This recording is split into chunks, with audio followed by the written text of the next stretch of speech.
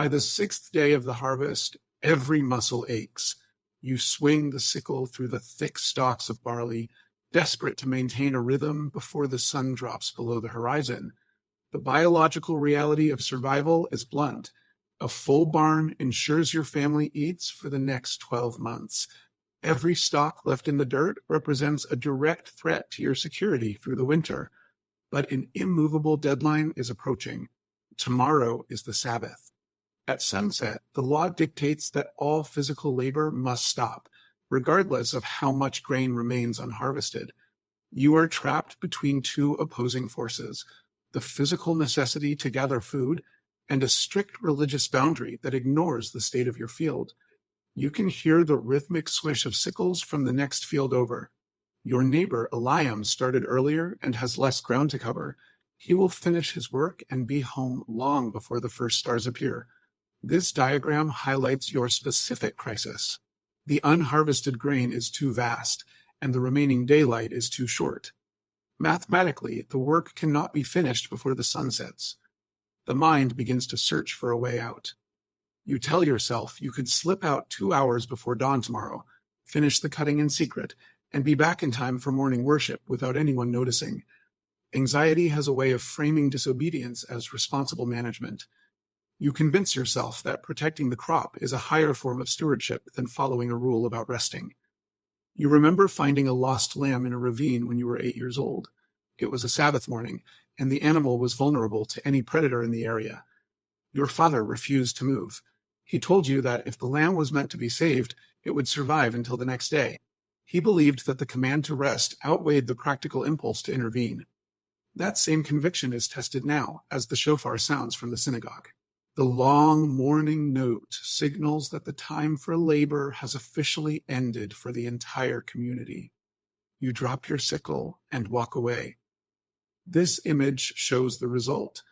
A full quarter of your harvest remains standing in the field, exposed to the elements and the birds. Walking home feels like a betrayal of your family. You are leaving their survival in the dirt, and the weight of that choice makes the transition to a day of rest feel like a catastrophic mistake. The evening rituals feel empty.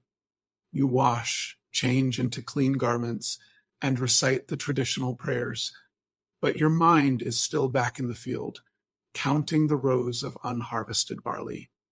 Sleep is impossible.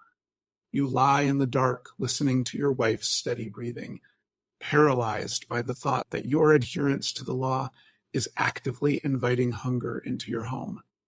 The plan to slip out in the morning returns. It seems like the only logical solution to save the grain and end the suffocating panic. This physical stillness is a mask. Your body is resting, but your mind is still working, enslaved to the belief that you alone are responsible for your family's survival. You rise before the sun, but instead of heading for the field, you step into the courtyard to pray. You confront the silence with your frustration. You worked as hard as possible and did everything within your power, yet you are left with an incomplete harvest and a sense of impending loss. Standing under the stars, a different realization takes hold. The Sabbath was never intended to be a measure of your productivity or a test of your agricultural skill. Picking up the sickle today would be a statement that you trust your own labor more than the source of the harvest itself.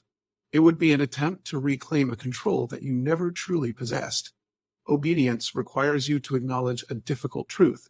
Your security comes from a place your own efforts cannot reach. You go to the synagogue with your family.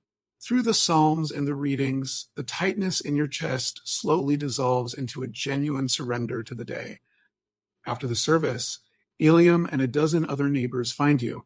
They finished their own work early, and they offer to bring their sons and their tools to your field the following morning. With 12 extra pairs of hands, the remaining grain is cleared in less than 2 hours. Your barn is full, and nothing was lost to the delay. This outcome detaches your worth from your output. Your value is a fixed constant, rooted in your identity rather than the volume of grain you can produce in a week.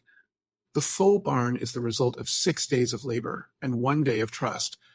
You have discovered that obedience can accomplish more through rest than frantic effort can through a 7th day of work.